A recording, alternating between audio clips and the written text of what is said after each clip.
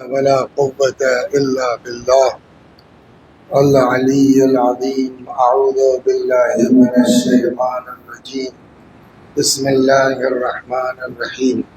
الحمد لله رب العالمين بارئ الخلائق أجمعين باعث الأنبياء والمرسلين والصلاة والسلام والتحية والإكرام على البشير النذير السراج المنير سيدنا ونبينا وشفيعنا إن شاء الله أبي القاسم محمد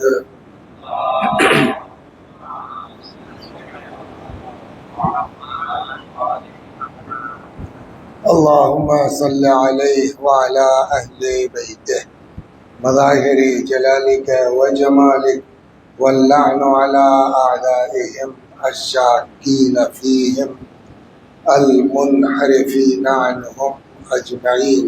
أما بعد فقد قال الله تبارك وتعالى وقوله الحق. أعوذ بالله من الشيطان الرجيم.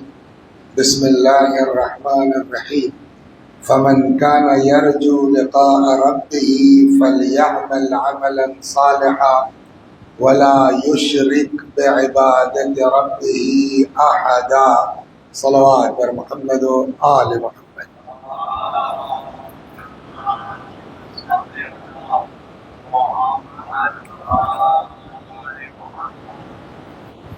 اس کو لگتا یہ ہے کہ اس کو چاہیے آپ کو سیٹ کرنے میں دقت تو نہیں ہوگی. میں نیچے آ جاؤں اس لیے کہ یہ تھوڑا فاصلے پر ہے تو پیچھے کیجیے. میں نیچے آ جاتا ہوں. اوپر ہوگا نہیں کیسے ہوگا؟ اب تو آخری منزل پر ہے. وہ آخری منزل پر ہے نہیں ہوگا. چلیے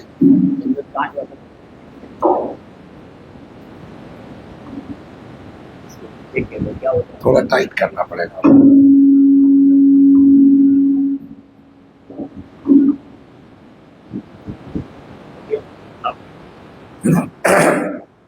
صلوات پر محمد و آل محمد.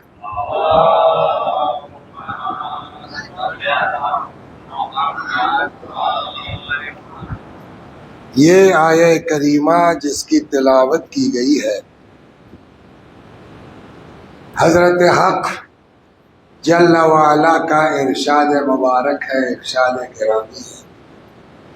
فمن کان یرجو لقاء ربہ، جس کو بھی یہ امید ہے کہ ایک نہ ایک دن اللہ کی بارگاہ میں جانا ہے.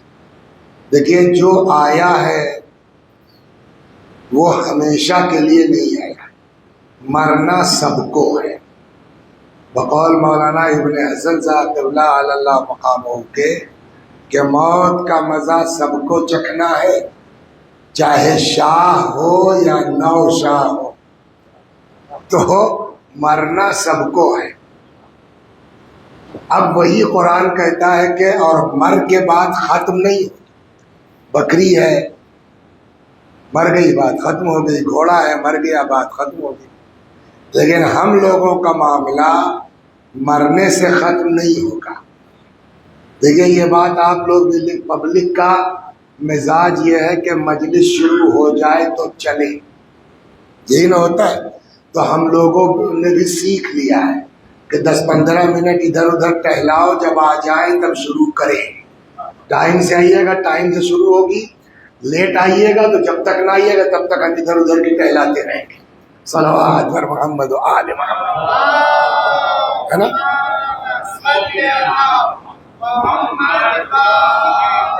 تو مر کے بعد ختم نہیں ہو، بلکہ ہم لوگوں کا معاملہ تو یہ ہے کہ مرنے کے بعد بات شروع ہوگی. آنا آنا پائی پائی کا بولیے ہم کو حساب دینا ہوگا. یہی چیز اس آیت میں قرآن مجید کا ارشاد ہے. ارشاد ہوتا فمن کان یرجو لقاء ربہ، جس کو بھی یہ امید ہے کہ ایک نہ ایک دن اللہ کی بارگاہ میں جانا ہے. فَلْيَعْمَلْ عَمَلًا صَالِحًا، تو اس کو چاہیے کہ نیک عمل بچا لائے۔ تو ساری بات کاہے پہ رکی ہوئی ہے؟ نیک عمل پر۔ اگر نیک عمل نہیں ہے تو پھر ہمارا معاملہ گڑبڑ ہے۔ مگر اگلا فقرہ یہ کہتا ہے کہ نیک عمل سے بھی کوئی فائدہ، جو بات گزارش کرنے جا رہا ہوں وہ یہ ہے کہ چاہے جتنا بڑھیا عمل کرو، چاہے جتنا اچھا عمل کرو، لیکن اگر عمل میں شرک ہے، نام و نمود ہے، دکھاوا ہے، تو چاہے جتنا اچھا عمل ہو اس عمل کی بھی کوئی اوقات نہیں ہے۔ اسی لیے قرآن مجید میں آگے فقرہ یہ ہے کہ فَمَنْ كَانَ يَرْجُو لِقَاءَ رَبِّهِ فَلْيَعْمَلْ عَمَلًا صَالِحًا، جس کو بھی یہ امید ہے کہ اللہ کی بارگاہ میں ایک نہ ایک دن جانا ہے، اس کو چاہیے کہ نیک عمل کرے۔ مگر اگلا فقرہ پھر کہ یہ مت سمجھو کہ نیک عمل کر کے پاس ہو جاؤ گے، وَلَا يُشْرِكْ بِعِبَادَةِ رَبِّهِ أَحَدًا، اور خبردار اللہ کی عبادت میں کسی کو شریک مت قرار دینا۔ صلوات بر محمد و آل محمد۔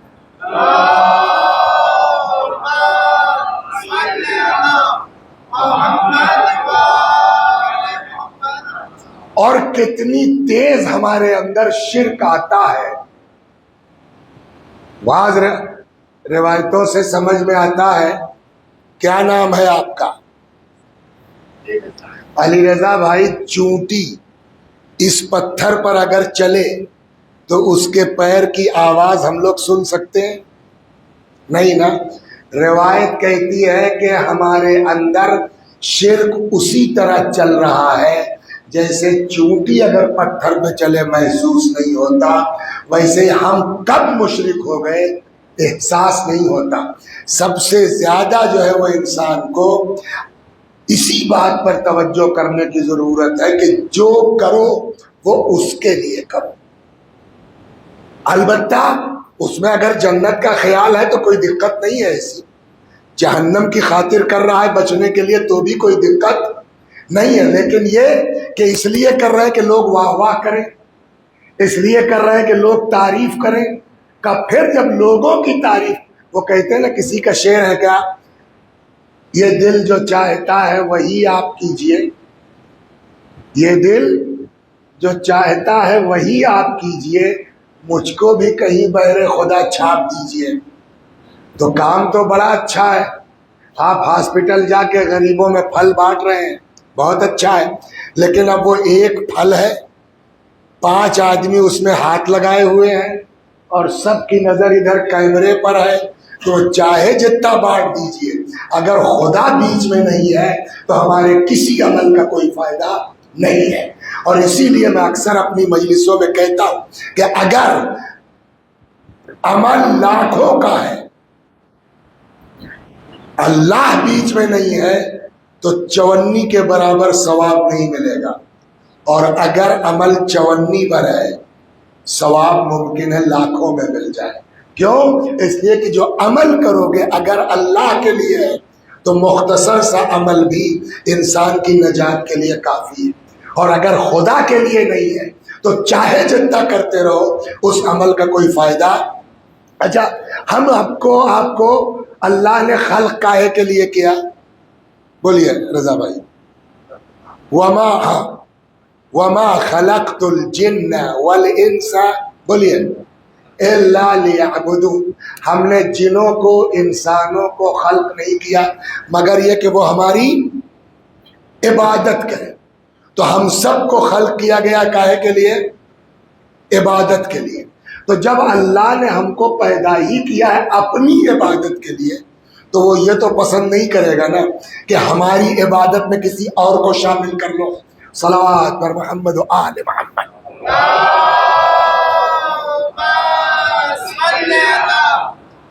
اور جہاں ذرہ برابر اللہ کے علاوہ کسی کا نام و نمود یا خوشنودی کا احساس ہوا، اسی دن ہمارے اندر، بولیے، شرک آیا۔ اب یہاں پر جو عبادت کی بات ہوتی ہے، جب آپ قرآن پڑھیے گا، دھیرے دھیرے چلوں گا، آیت وہی رہے گی صبح شام دونوں، لیکن دھیرے دھیرے آپ کے یہاں کچھ صبح کو جس کو ٹائم ہو صبح بھی آئے. صلوات بر محمد و آل محمد.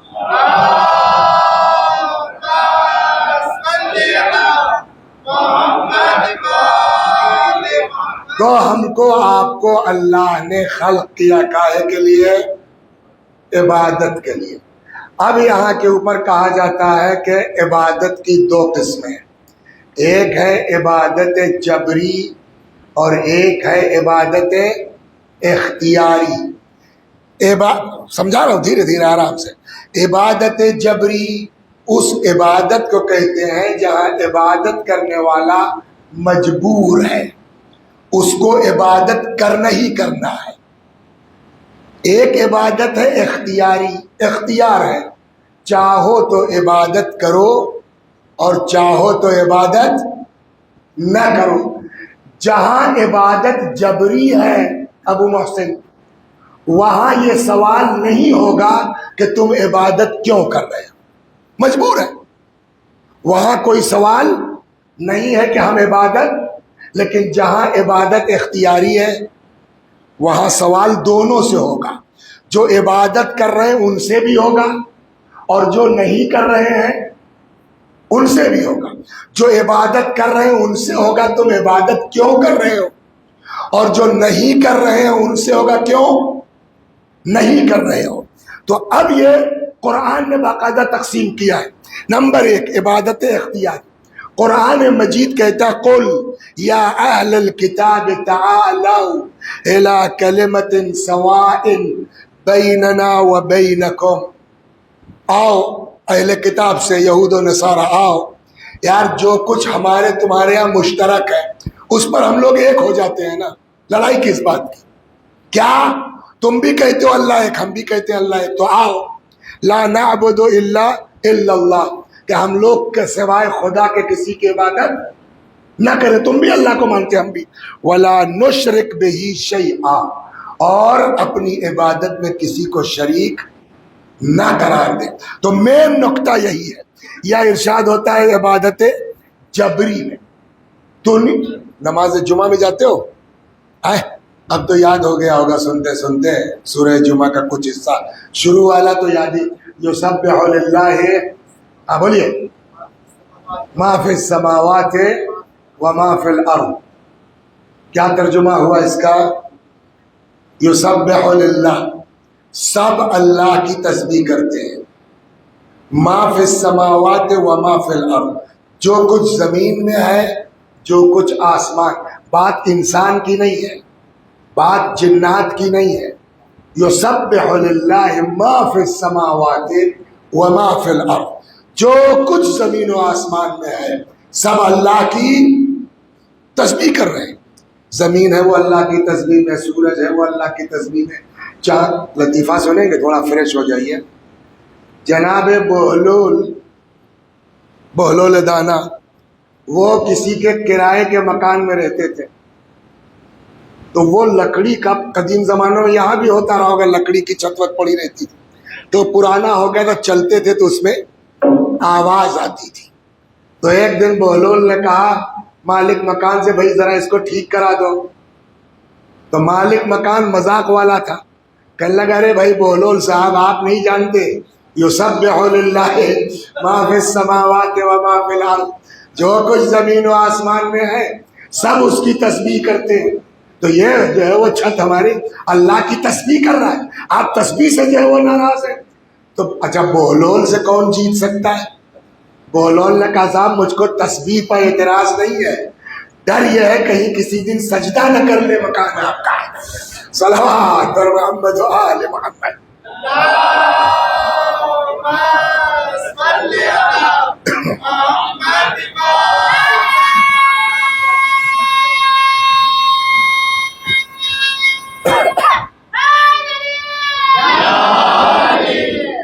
تو مجبوری والی کیا قرآن کہتا ہے وَلِلَّهِ يَسْجُدُ مَنْ فِي السَّمَاوَاتِ وَمَنْ فِي الْأَرْضِ، جو کچھ زمین و آسمان میں ہے وہ سب سجدہ.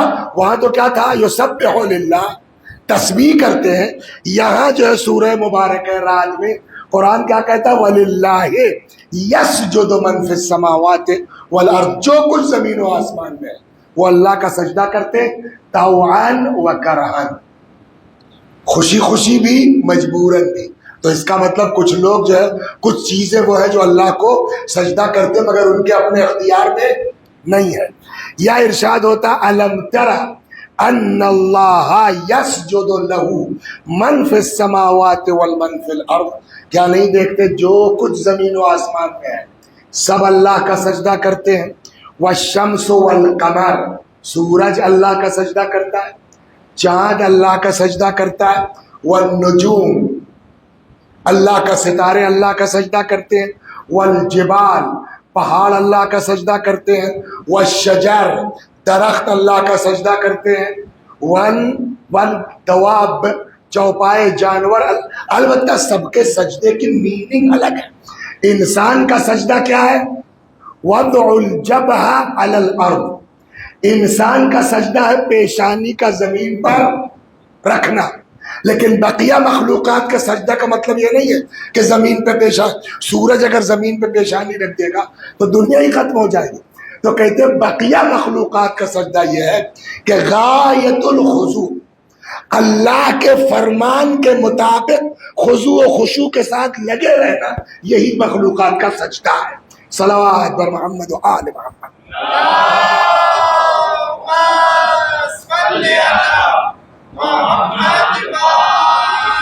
ایک چیز ہو گئی.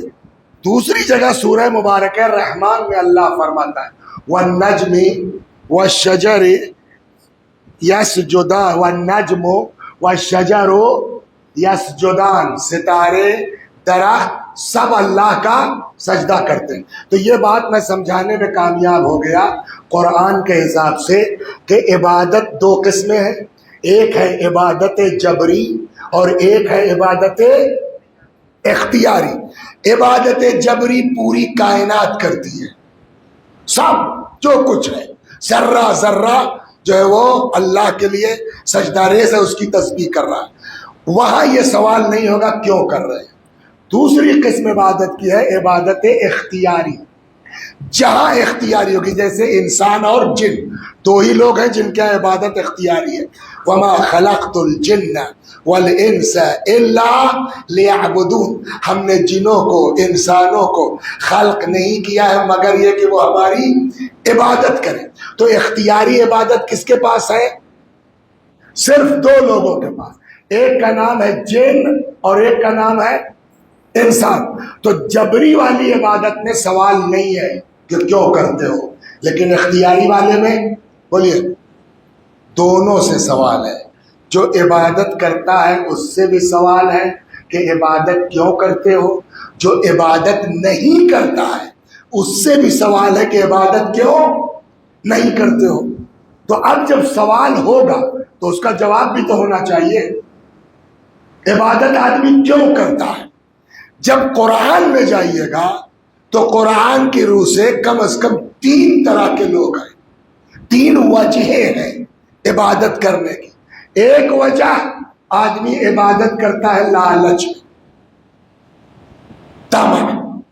ایک وجہ آدمی عبادت کرتا ہے ڈر میں، خوف سے. 2 ہو گیا. 3 ایک وجہ آدمی عبادت کرتا ہے محبت کی بنیاد پر. صلوات، اسی بتاتا ہوں، عشق کی بنیاد پر.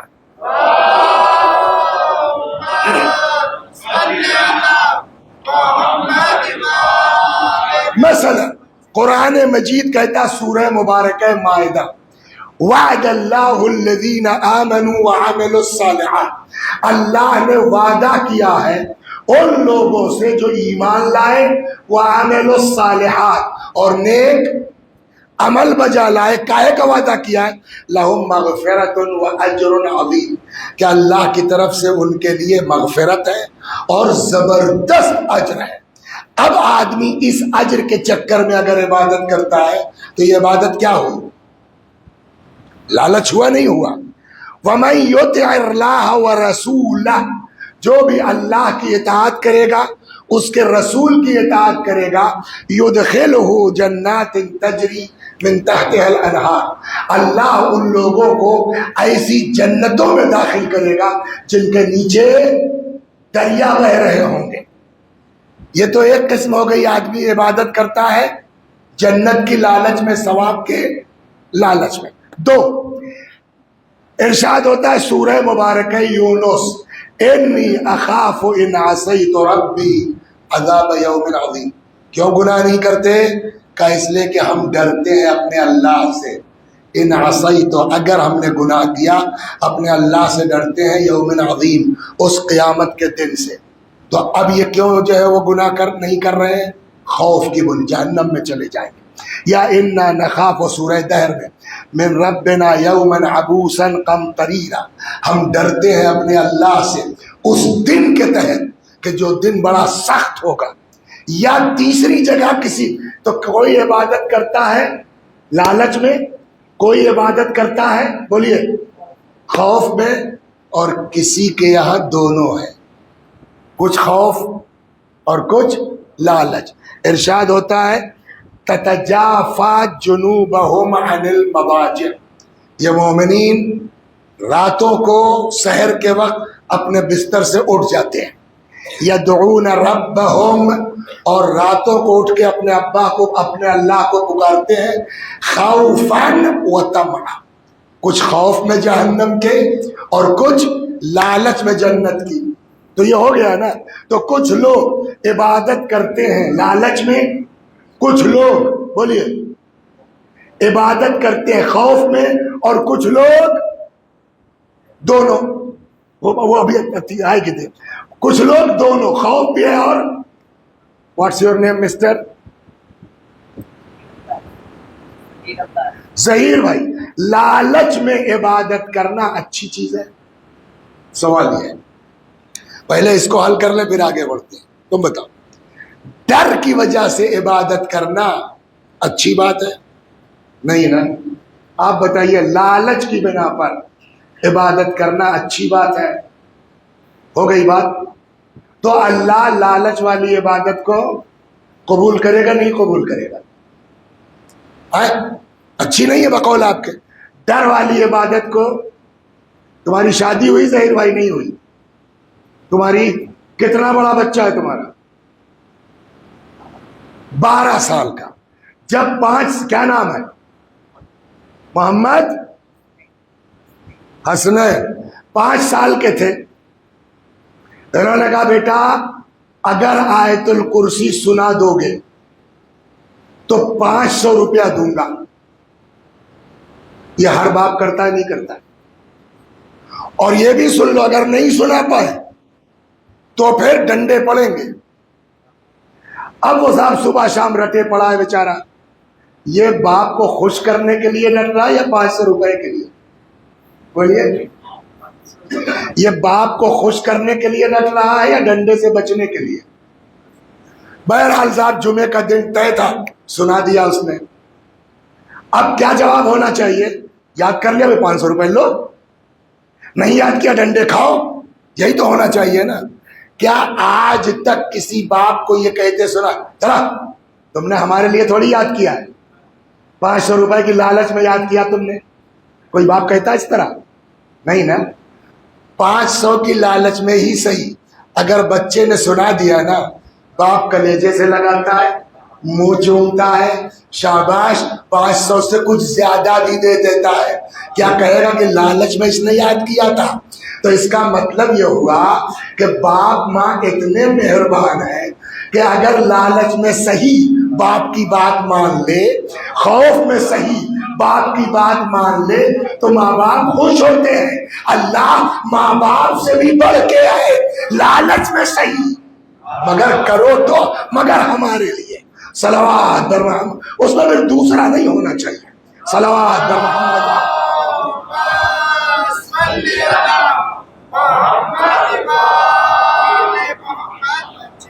اچھا، ہو سکتا ہے میری یہ مثال آپ کو اچھی نہ لگے، کوئی ضروری ہے کہ ہر آدمی ہر بات کو پسند کر لے؟ کل یہ مثال گڑھ کر کے تم مسئلہ بتا رہے ہو، مثال سے تھوڑی طے ہوتا ہے۔ میں نے کہا چلیے مولا سے پوچھ لیتے ہیں، کہ مولا اگر کوئی لالچ میں عبادت کرے تو آپ کا کیا خیال ہے، وہ قبول ہوگی کہ نہیں ہوگی؟ اگر کوئی ڈر سے عبادت کرے تو آپ کا کیا خیال ہے؟ نہج البلاغہ جب اٹھائیے گا تو وہاں متقیوں کے صفات کا پورا خطبہ ہے مولا کا، صفات متقی۔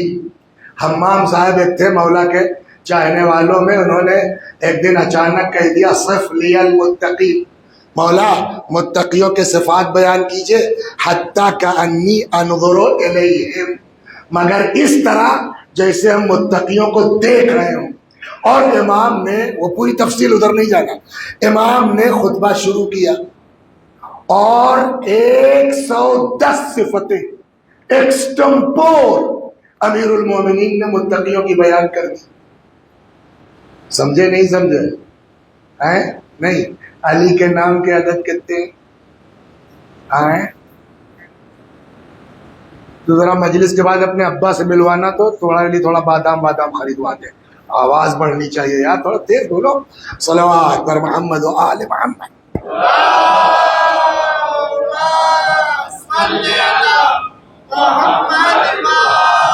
امیر المومنین سلام اللہ علیہ کے عادات نام کے کتنے؟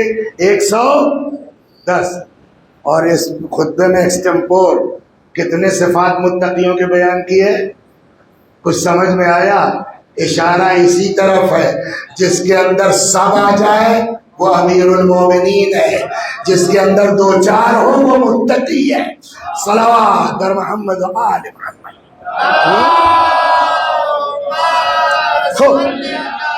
تو اسی متقیوں کے صفات میں نہج البلاغہ میں موجود ہے۔ امیر المومنین ایک صفت متقیوں کی یہ فرماتے ہیں، شوگر نے غالب نکما کر دیا، ورنہ ہم بھی آدمی تھے کام کے، بھول جاتا ہوں۔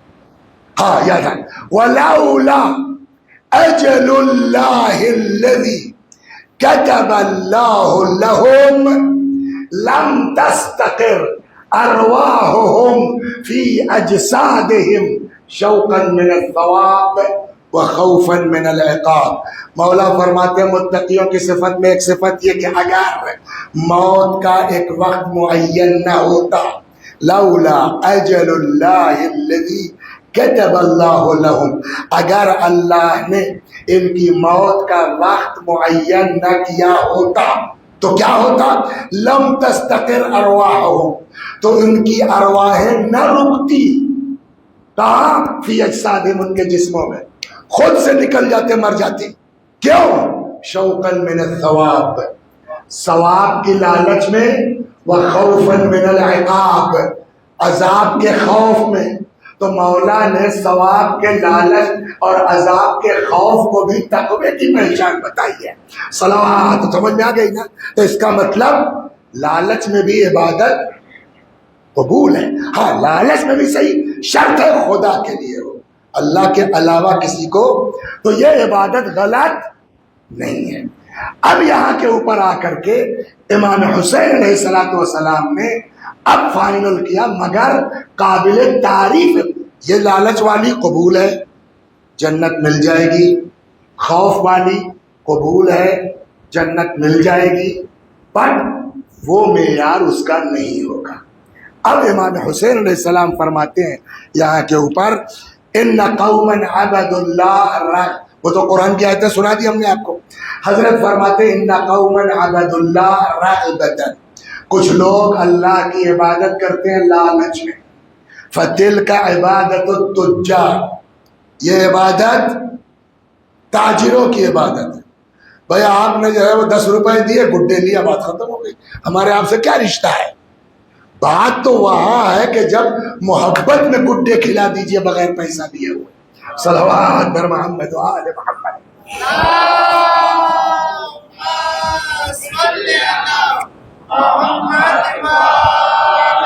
ان قوما عبدوا اللہ رغبتا، کچھ لوگ عبادت کرتے ہیں لالچ میں، فتلک عبادت التجار، یہ کیا ہے؟ تاجروں کی عبادت ہے، بزنس مین ہے، یہ اللہ سے بھی، بولیے، بزنس کر رہے ہیں، لیکن یہ بزنس بھی برا نہیں ہے۔ اسی خطبہ حمام میں امام نے ایک جگہ فرمایا، صفات بیان کرتے کرتے مولا فرماتے ہیں تجارت المربحہ یسر لہم ربہم، یہ متقی لوگ کیا زبردست تجارت اپنے اللہ سے کر رہے ہیں جو خود ان کے اللہ نے ان کے لیے ڈیسائیڈ کیا ہے۔ تو یہ لفظ بھی غلط نہیں ہے، مگر ہے تجارت، اس سے اونچی بھی ہو سکتی ہے۔ وَإِنَّ قَوْمًا عَبَدُوا اللَّهَ رَهْبَةً، وہ رغبتاً تھا، یہ رہبتاً۔ اور کچھ لوگ عبادت کرتے ہیں اللہ کے ڈر میں، خوف، کچھ رغبت اور لالچ میں، کچھ رہبتاً خوف میں۔ فَتِلْكَ عِبَادَةُ الْعَبِيدِ، یہ عبادت کیا ہے؟ غلاموں کی، نوکروں کی۔ روزہ نہیں رکھیں گے ڈنڈا پڑے گا، نماز نہیں پڑھیں گے جہنم میں جائیں گے، یہ گناہ کریں گے تو ایسا ہوگا۔ امام فرماتے ہیں دل کا عبادت العبید، یہ کس کی عبادت ہے؟ غلاموں کی، نوکروں کی۔ اب فرماتے ہیں وَإِنَّ قَوْمًا عَبَدُوا اللَّهَ شُكْرًا لَهُ، کچھ لوگ اللہ کی عبادت کرتے ہیں، بولیے، اس کے شکر کے طور کے اوپر۔ نہ ان کو جنت کی لالچ ہے، نہ ان کو جہنم کا خوف ہے، بلکہ وہ اللہ کی عبادت کرتے کاہے کے لیے؟ بولیے، شکر اللہ۔ شکر اللہ کا کیا مطلب ہوا؟ ہم نے آپ نے پیدا ہونے سے پہلے کون سی نیکی کی تھی جو اللہ نے ہم کو صحیح سالم پیدا کر دیا؟ کوئی نیکی کی تھی؟ کچھ نہیں کرنا تھا خدا کو۔ ناک غائب، یہ دونوں آنکھیں غائب، یہاں سے یہاں تک پلین، کھانے کے لیے منہ بنا ہوا ہے، ایک یہاں ہیڈ لائٹ لگی ہوتی ٹارچ کی طرح سے، یہاں ہلکا سا چھید ہوتا، سانس جاتی آتی، زندہ رہتا آدمی نہ رہتا۔ اور دماغ بہت تیز دے دیا اللہ نے، ایک بار جو چیز پڑھ لیتے ہیں یاد ہو جاتی ہے۔ آواز بہت بڑھیا ہے، ذاکری بڑی زبردست کرنے لگے، اس کے باوجود بیٹھیے گا آپ سننے کے لیے؟ کون پڑھے گا؟ میں آپ کی بھائی وسیع صاحب، ارے یار وسیع صاحب، وہ تو دیکھ کے ڈر لگتا ہے، ہوتا نہیں۔ یہ بتائیے کون سی نیکی ہم لوگ کر کے آئے تھے کہ اللہ نے ایک آنکھ دبا نہیں دی، دونوں آنکھیں صحیح؟ کون سی نیکی ہم لوگ کر کے آئے تھے کہ اللہ نے ہاتھ پیر سلامت دیے، ٹیڑھا نہیں کر دیا؟ اور کبھی کبھی دیکھتے ہیں آپ نے سب کچھ ٹھیک ہے، عقل نہیں ہے، تو یہ بتائیے خدا نے بغیر کسی سبب کے ہم کو دیا نا، آنکھیں دی، ہاتھ دیے، پیر دیے، زبان دی، دماغ دیا، سب دیا نا، تو اب وہ جنت دے یا نہ دے، جہنم سے بچائے یا نہ بچائے، یہی کیا کم نعمت اس نے دی کہ پاگل نہیں بنایا، اندھا نہیں بنایا، لنگڑا نہیں بنایا، لولا، الحمدللہ رب العالمین، لولا نہیں بنایا، کیا نہیں کیا اس نے۔ وہی امام کہتے ہیں کچھ لوگ جنت جہنم کے چکر میں عبادت نہیں کرتے۔ وَإِنَّ قَوْمًا عَبَدُوا اللَّهَ شُكْرًا لَهُ، کچھ لوگ اللہ کی عبادت شکریہ کے طور پر کرتے ہیں۔ اب امام فرماتے ہیں دل کا عبادت الاحرار، یہ ہے آزاد لوگوں کی عبادت۔ اور پھر سب سے بڑھیا عبادت یہ تین ہو گیا۔ ایک جگہ روایت میں شکر کی جگہ دوسرا لفظ ہے، صلوات بر محمد و آل محمد۔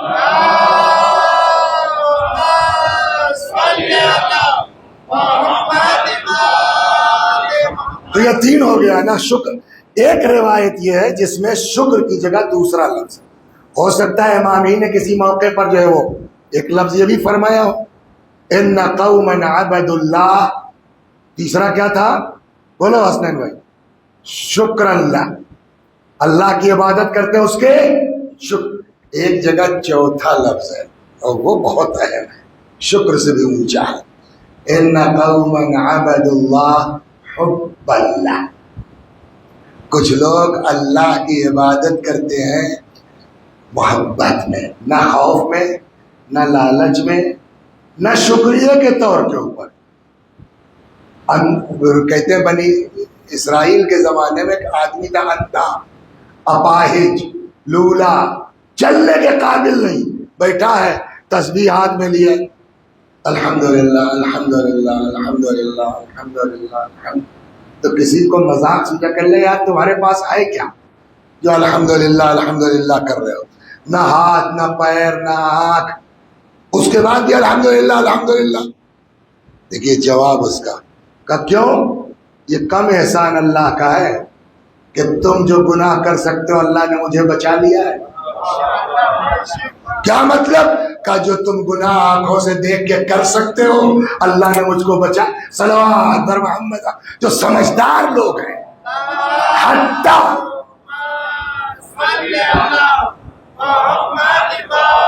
اور ایک بات ہمارے بچے سن لیں، آفت آتی ہے، بلا آتی ہے، مصیبت آتی ہے اور بڑوں بڑوں پر آئی ہے، کوئی بچنے والا بولیے نہیں ہے۔ نہ آدم بچے، اولاد کا داغ دیکھنا پڑا، ابراہیم کو اپنے ہاتھ سے ذبح کرنا پڑا، رسول اللہ کے سارے لڑکے اس دنیا سے چلے گئے، تو جو جتنا قریب ہوگا نا اس کو اتنا ہی زیادہ آزمائش میں ڈالا جائے گا۔ لہذا سمجھدار مومن وہ ہے کہ جس کو اللہ سے عشق ہوتا ہے۔ یار کتنے دن رہنا ہے، مخمل پہ سوئیں گے تب بھی وقت کٹ جائے گا، اس فرش پہ سوئیں گے تب بھی وقت کٹ جائے گا۔ تو جہاں عشق الہی ہوتا ہے نا، ایک سناؤں آپ کو، بہت سے لوگ وہ ہیں، ایک صلوات پر محمد و آل محمد، جہاں عشق ہوتا ہے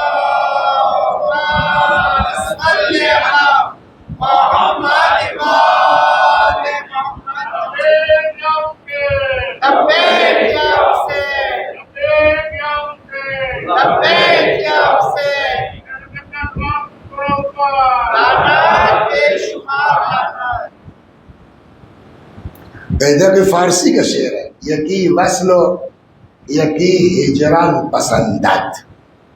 ابھی ترجمہ کر رہا ہوں، یکی وصل و یکی ہجران پسندت، یکی درد و یکی درمان پسندت۔ کوئی جو ہے وہ وصل پسند کرتا ہے کہ ساتھ ساتھ رہیں، کوئی تپا ہوا ہے وہ دوری چاہتا ہے نا۔ یکی درد و یکی درمان پسند ہے، کسی کو درد اچھا لگتا ہے، کسی کو علاج اچھا لگتا ہے۔ پھر شاعر کہتا ہے لیکن میں میان وصل و درد و ہجران، میان وصل و ہجران درد و درمان پسندم آن کرا جانان پسند ہے۔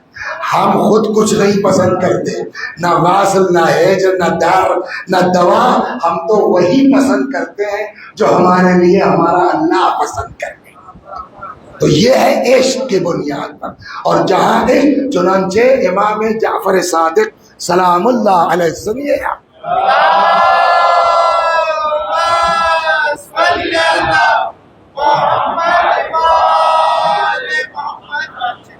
وسیع حسن صاحب کی آنکھ خراب ہو گئی، مدراس تک چلے گئے مثلا دکھلانے کے لیے، ہے یا نہیں ہے؟ اور یہ علاج وہ علاج، زمین بیچ دی مکان بیچ دیا، بہرحال کہ آنکھ سے دکھنے لگے۔ ہوتا ہے نہیں ہوتا ہے؟ کوئی کامیاب ہو جاتا ہے، کوئی بیچارہ نہیں کامیاب ہوتا۔ امام جعفر صادق علیہ السلام کے صحابی تھے جناب مفضل ابن عمر، کیا نام ہے؟ مفضل ابن عمر۔ آخر عمر میں آنکھ چلی گئی، نابینا ہو گئے۔ لہذا ایک جملہ رک کے کہہ دیں، اگر کسی پر کوئی آفت آتی ہے نا، کوئی بلا آتی ہے نا، کوئی مصیبت آتی ہے نا، تو ہم لوگوں کو سب کو اپنی زبان قابو میں رکھنا چاہیے۔ کوئی ضروری نہیں ہے کہ خدا سزا دے رہا ہے یا اپنے بندے کا امتحان لے رہا ہے۔ اور بعض روایتوں میں یہ ہے کہ بعض بندوں کے لیے خدا کوئی منزل طے کر لیتا ہے کہ اس کو اس منزل تک پہنچانا ہے، اور اس کے لیے جھیلنا اس کا ضروری ہے، اس لیے بھی وہ مصیبت پڑتی ہے کبھی کبھی۔ مفضل ابن عمر اندھے ہو گئے، آئے امام کے پاس، سنیے آپ ہم لوگ کیا مقابلہ کریں گے بھائی؟ ایک ذرا سا سفر میں بیچ کی سیٹ ہو جاتی ہے، ارے بھیا ذرا دیکھو یار پھر سے 100-200 دے کے آئلس لے لو، یا کیونکہ بیچ والا، تو ہم تو بیچ کی سیٹ میں بل بلا جاتے ہیں، ہم کہاں مصیبت برداشت کرنے والے۔ لیکن ان لوگ اسی لیے کہتے ہیں بھیا چاہے جتنا بڑے ہو جاؤ، اپنی اوقات میں رہنا، کبھی گھمنڈ نہ کرنا۔ اہل بیت کے نوکروں کی برابری تو کر نہیں سکتے، اہل بیت کا مقابلہ کائنات میں کون کر سکتا؟ صلوات بر محمد و آل محمد۔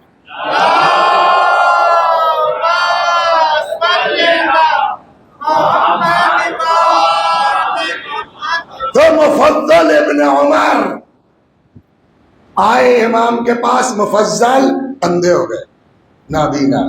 اختیار دیکھیے کیا ہے، سر پہ ہاتھ، وہ چہرے پر امام نے ہاتھ پھیرا، مفضل ذرا قریب آؤ جی، ایسے ہاتھ پھیرا جیسے وہ بٹن دبائیے نا فوراً جل جاتا ہے بلب، ویسے ہی امام نے ہاتھ پھیرا، آنکھیں بینا ہو گئی، بالکل روشن ہو گئی۔ کیا اتنی بڑھیا بات سننے کے بعد صلوات پڑھنے کا دل نہیں چاہا آپ کا؟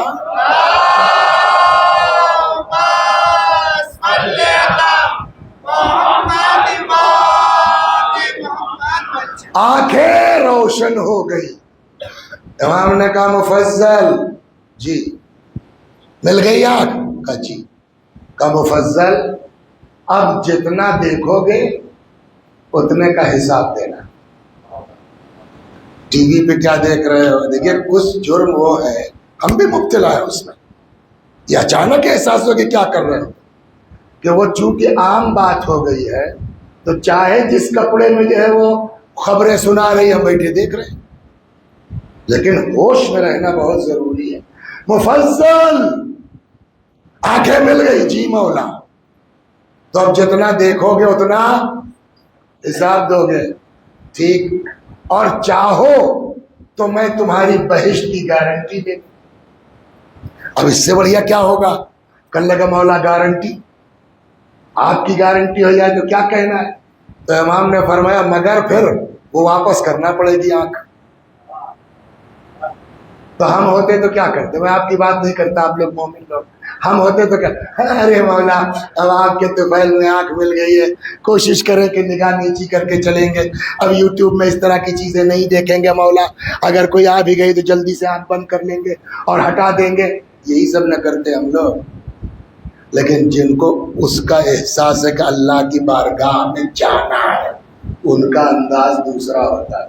مفضل نے کہا مولا اتنی کٹ گئی ہے، اب جو بچی ہے وہ بھی کسی نہ کسی طرح کٹ ہی جائے گی، بات تو ہے ہمیشہ والی زندگی کی، ہم کو آنکھ نہیں گارنٹی چاہیے۔ نا اللہ والے کے ہم کو آنکھ نہیں گارنٹی۔ حضرت نے کہا پھر آگے آئے، امام نے پھر دست مبارک پھیرا، جیسے تھے ویسے ہی ہو گئے۔ یہ کیا ہوا؟ جن کو احساس، میں نے آیت کون، جو لوگ بعد میں آئے ہیں ان کو پتہ یہ چل جائے کہ خطبے کے بعد آیت کون سی پڑھی جائے۔ آیت یہ ہے، خدا فرماتا ہے فمن کان یرجو لقاء ربہ، جس کو بھی اس بات کا احساس ہے کہ ایک نہ ایک دن اللہ کی بارگاہ میں جانا ہے، فَلْيَعْمَلْ عَمَلًا صَالِحًا، تو اس کو چاہیے کہ نیک عمل بجا لائے، لیکن نیک عمل بھی کافی نہیں ہے۔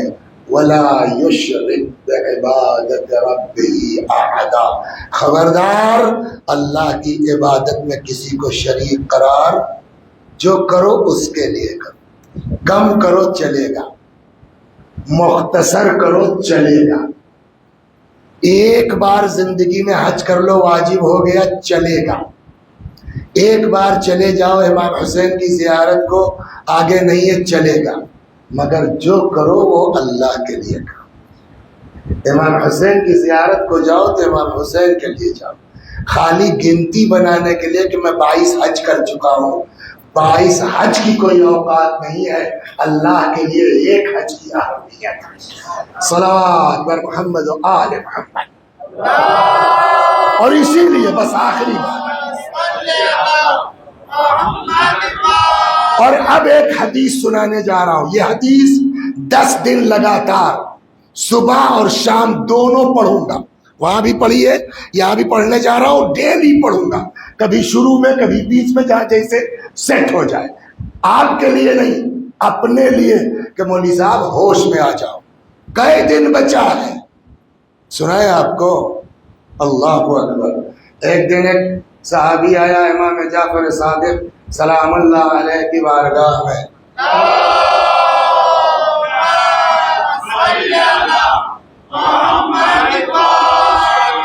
حضرت کی بارگاہ میں ایک شخص آیا، دیکھا امام گریا کر رہے ہیں. کون؟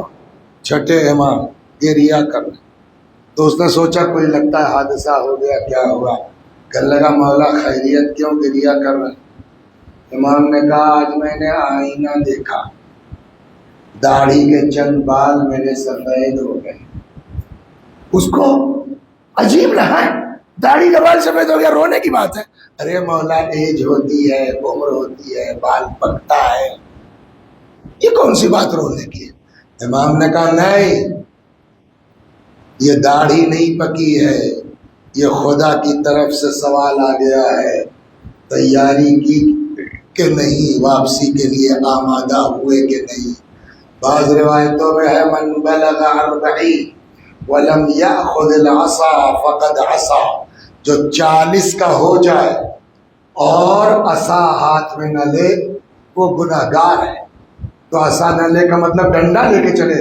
40 سال کی عمر کے بعد مرحوم امام خمینی رضوان اللہ علیہ فرماتے ہیں یہاں عصا کا مطلب وہ ڈنڈا نہیں ہے، عصا کا مطلب احتیاط کا عصا ہے. اب تم 40 کے ہو گئے ہو، اب وہ کل والے لوڈے نہیں رہ گئے ہو، اب وہ بچے نہیں رہ گئے ہو، اب ہوش میں آ جاؤ، کسی دن بھی بلاوا آ سکتا ہے. روایت کہتی ہے کہ جب انسان 40 کا ہو جاتا ہے فرشتہ پکارنے لگتا ہے استعدوا للموت، تیاری کرو موت کے لیے. تو اب آپ کے لیے نہیں، 60 ہم بھی پہنچ گئے. یہ روز اپنے کو سناؤ مولوی صاحب، 1 گھنٹہ پبلک کے لیے پڑھو، ایک حدیث اپنے لیے روز سناؤ. صلوات بر محمد و آل محمد.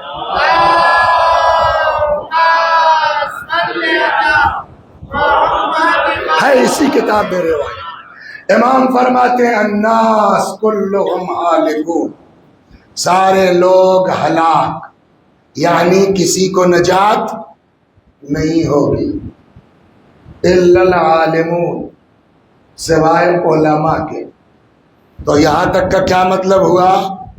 سب جہنم میں چلے جائیں گے، عالم بچ جائیں گے، نجات پا جائیں گے. یہی نہ کہنا آگے والعالمون کلہم ہالکون الا العاملون، سارے علماء ہلاک، کسی کو نجات نہیں ہونی ہے سوائے ان کے جو علم کے مطابق عمل کرتے ہیں. اب خوش کہ عالم بھی حیران کرنا والعاملون کلہم ہالکون، سارے عمل کرنے والے ہلاک، کسی کو نجات نہیں ہونی ہے الا المخلصون، سوائے ان کے جن کے عمل میں خلوص پایا جاتا ہو. توجہ فرما رہے ہیں؟ تو بغیر اخلاص کے ہمارا کوئی عمل قابل قبول کا. اچھا صاحب اب تو ہم عمل بھی کرتے ہیں، خلوص کے ساتھ بھی کرتے ہیں، اب تو بچ گئے. حدیث کہتی ہے گارنٹی نہیں ہے، میں بھی بچ تو سکتے ہو بٹ گارنٹی نہیں ہے. اب اگلا فقرہ والمخلصون علی خطر عظیم، اور یہ خلوص والے بھی ان کے اوپر خطرے کی تلوار بولیے لٹک رہی ہے. 10 سال پہلے کوئی کام کیا تھا بڑے خلوص کے ساتھ، 10 سال کے بعد وہ ہمارے اکاؤنٹ سے جا سکتا ہے. ایک صاحب تھے، یہ مثالیں ہیں، اس کو کیوں اپنے اوپر نہ لیں. ایک صاحب تھے، کہنے لگا مولوی صاحب چشمہ آپ کا بڑا گندا ہے اور یہ فریم بھی ٹھیک نہیں ہے. اچھا میں کرتا ہوں. اور وہ گئے صاحب ایک بہترین چشمہ بنوا کے 2,500-3 ہزار کا لا کے انہوں نے دے دیا. اور واقع نیت یہ تھی کہ بیچارے کتاب اتاب پڑھیں گے، حدیث دیکھیں گے تو میرا چشمہ بیچ میں رہے گا تو ثواب، کمیشن مجھ کو بھی ملتا رہے گا اس کا، جس کو ثواب کہتے ہیں. بات ختم ہو گئی. خلوص کے ساتھ ثواب ملے گا نہیں ملے گا؟ 10 سال کے بعد کہنے لگا مولانا ذرا سا آ جائیے، ہمارے 10 منٹ کا کام ہے۔ میں نے کہا میرے پاس ٹائم نہیں ہے۔ اب یہاں مسجد کے سامنے کھڑے ہو کے ان مولویوں کے ساتھ کچھ نہیں کرنا چاہیے، یہ احسان فراموش ہوتے ہیں، یہ ایسے ہوتے ہیں، یہ ایسے ہوتے ہیں۔ پورا صاحب 10 سال پہلے جو نیکی کی تھی شور مچا کے سب برباد کر دیا۔ 10 سال تک اکاؤنٹ میں وہ ثواب تھا، 10 سال کے بعد نکل سکتا ہے۔ اسی لیے حدیث کہتی ہے وَالْمُخْلَصُونَ عَلَىٰ خَطَرٍ عَظِيمٍ، خلوص والے بھی گھمنڈ نہ کریں، اینٹھیں نہ، ان پر بھی خطرے کی تلوار لٹک رہی ہے۔ صلوات بر محمد و آل محمد۔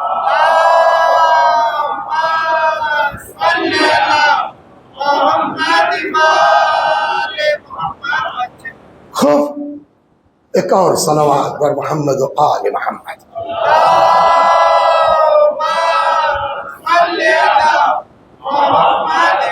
تو اب اسی لیے قرآن کیا کہتا ہے، اگر تم کو یہ احساس ہے کہ اللہ کے یہاں آنا ہے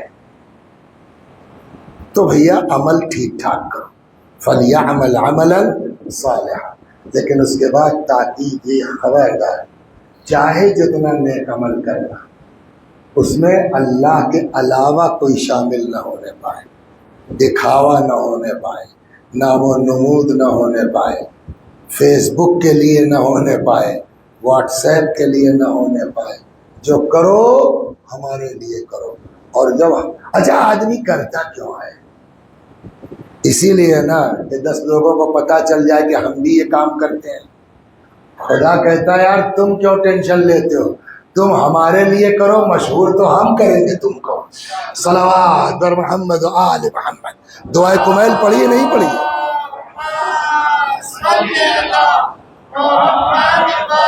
بولیے، دعائے کمیل تو پڑھتے ہیں نا۔ آج بدھ ہے کہ جمعرات؟ کل پڑھیں گے انشاءاللہ۔ اس میں جملہ ہے کم من قبیح سترت، پالنے والے کتنی برائیاں ہیں جس پر تو نے پردہ ڈال رکھا ہے۔ وَكَم مِّن ثَنَاءٍ جَمِيلٍ لَسْتُ أَهْلًا لَهُ نَشَرْتَ، کتنی تعریفیں ایسی ہیں جس کا میں حقدار نہیں ہوں، تو نے پبلک میں اڑا رکھا ہے۔ تو جب خدا خود نہ ہونے کے باوجود بھی ہمارے لیے اڑا دیتا ہے یہ آدمی بہت بڑھیا ہے، تو پھر ہمارا بھی فرض ہے کہ جو کرے اس کے لیے کرے۔ یا اللہ، 1 گھنٹہ بیٹھ کے ممبر سے چیخنا اور ہے، عمل کرنا اور ہے۔ قرآن کہتا ہے لما تقولوا ما لا تفعلون، جو کہتے ہو جس پر خود عمل نہیں کرتے۔ پالنے والے چاہتا ہوں نہیں ہو پاتا، شیطان ورغلاتا ہے، شیطان بہکاتا ہے۔ یا اللہ ہم سب کو نیک عمل کی توفیق عطا فرما۔ آپ میرے لیے دعا کیجیے، میں آپ کے لیے دعا کروں۔ بس چند جملے مصائب کے اور ختم دعا۔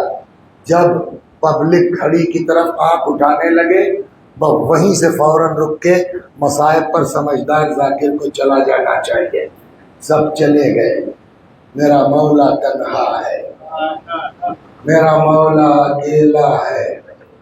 فنظر یمینا و شمالا، امام نے دائیں دیکھا بائیں دیکھا۔ یہی تو انیس اہل بیت جناب میر انیس آل اللہ مقامہ نے بھی فرمایا ہے، نہ آسرا تھا کوئی شاہ کربلائی کو، فقط بہن نے کیا تھا سوار بھائی کو۔ آئے در خیمہ پر زینب خدا حافظ، اے رقیہ و رباب خدا حافظ۔ بعض روایتوں میں ہے بی بی آگے بڑھی، دونوں باہیں امام کے گلے میں ڈال کے لپٹ گئی، بھیا میں نہ جانے دوں گی۔ اکیلی زینب یتیموں کو دیکھے، بیمار کو دیکھے، بیواؤں کو دیکھے، امام سمجھ گئے اب زینب سے اجازت آسان کام نہیں ہے۔ بعض بزرگوں کا فرمانا ہے فاشار علیہ السلام الی قلب اخته، حضرت نے بہن کے دل کی طرف اشارہ کیا. نہ جانے اس اشارے میں کیا خصوصیت تھی. جدا ہوئی، اچھا بھیا جاؤ، خدا حافظ، آرام آرام سے.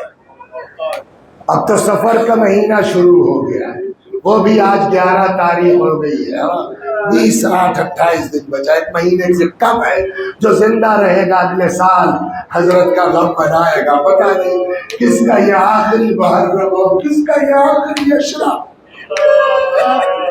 کربلا میں امام حسین سلام اللہ علیہ کی 2 بہنیں سگی تھی، ایک زینب اور ایک جناب ام کلثوم علیہم الصلاۃ والسلام. اس کے علاوہ کہتے ہیں 4 یا 5 بیٹیاں امیر المومنین سلام اللہ علیہ کی اور تھی کربلا میں، جو امام حسین علیہ السلام سے اتنا چھوٹی تھی، جن کو امام نے اولاد کی طرح پالا ہے. اب بتائیے کربلا میں امام حسین 6 یا 7 بہنوں کے بھائی تھے. اور ایک جملہ کہیں آپ سے، بقول مرحوم کافی ایک بزرگ خطیب گزرے ہیں، ان کا بڑا اچھا جملہ کہتے ہیں، ماں کے بعد اگر کسی آنچل میں محبت مل سکتی ہے تو وہ بہن کا دامن ہے، اور وہ بھی زینب جیسی بہن. جناب زینب نے فرمایا بھائیا ہم جانے سے منع نہیں کرتے، جائیے، مگر ان بہنوں کی، ان بیویوں کی خواہش یہ ہے کہ جانے سے پہلے ایک بار جی بھر کے بھیا کو دیکھ. آرام سے سنیے، یا اللہ ہم سب کو توفیق دے حضرت کے لیے دلیہ کی بات ہے.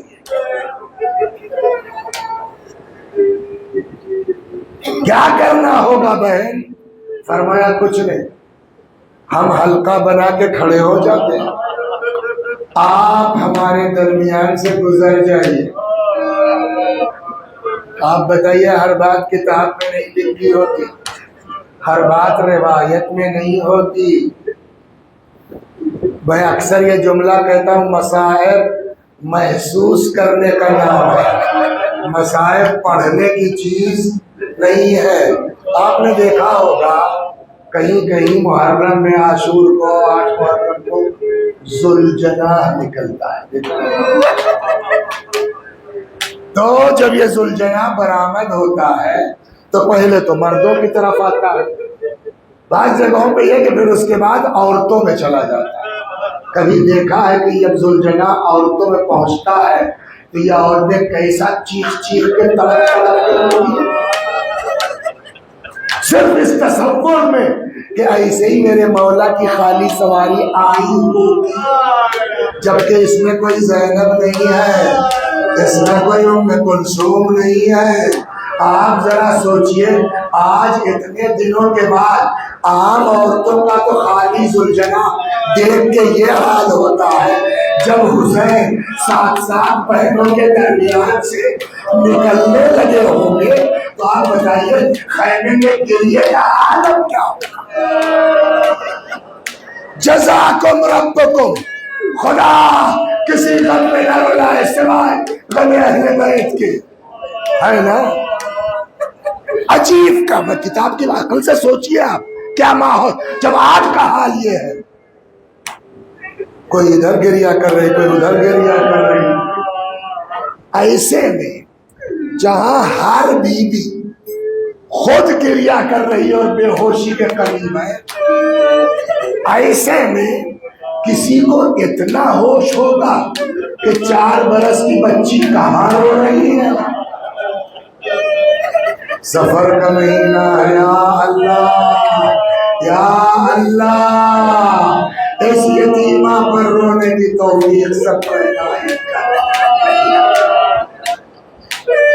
کتاب کی بات نہیں لیکن عقل کہتی، شاید سوچا ہو کہ یہ بیویاں تو خود ہی رو رو کے حال ہلاک ہو رہی ہیں، اس عالم میں مجھ پر کون توجہ کرے گا؟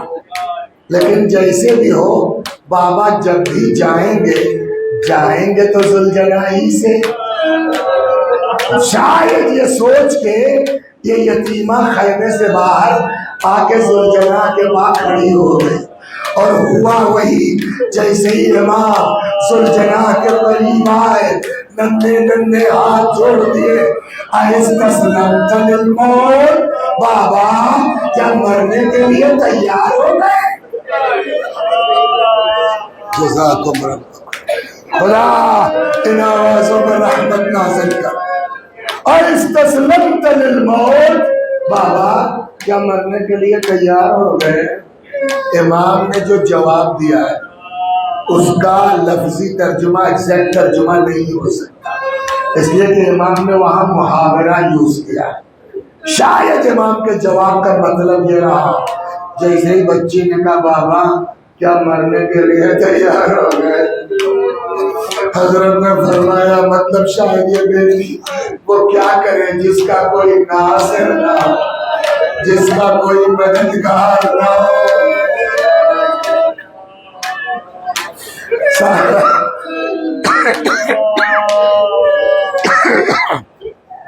صاحبان اولاد سے سوال ہے، گھر میں جس کے بھی چھوٹے بچے ہیں، 4 سال کی یا 3 سال کی بچی کہہ سکتی تھی کہ نہیں بابا مت جاؤ، بابا یتیم مت بناؤ، بابا اے بابا بیعت ہی تو مانگ رہے ہیں، کر لو بابا یتیم نہ بنا۔ کہہ سکتی تھی نہیں کہہ سکتی، اور کہہ دیتی تو بھی کیا تھا؟ تاریخ نہیں جو کہتی 4 سال کی بچی تھی، باپ سے اتنی محبت تھی، جملہ کہہ دیا۔ لیکن آج تک آپ نے کسی ذاکر سے سنا کہ ایک بار بھی اس یتیمہ نے کہا مت جاؤ بابا؟ آج تک آپ نے کسی کتاب میں پڑھا؟ بلکہ تاریخ الٹا لکھتی ہے، ننھے ننھے ہاتھ جوڑ دیے، فرماتے ہیں ٹھیک ہے میرے بابا جاؤ، میں جانے سے منع نہیں کرتی، لیکن اے بابا ایک بار میرے سر کے اس طرح ہاتھ پھیر دو جیسے یتیموں کے سامنے پھیرا جاتا ہے، ایک بار مجھے کلیجے سے لگا لو۔ امام زمین کربلا پہ لے گئے، بچی کو کلیجے سے لگایا، اب مجھے نہیں معلوم خود سے اترے، امام نے اتارا، یہ کام بھی حضرت زینب کو کرنا۔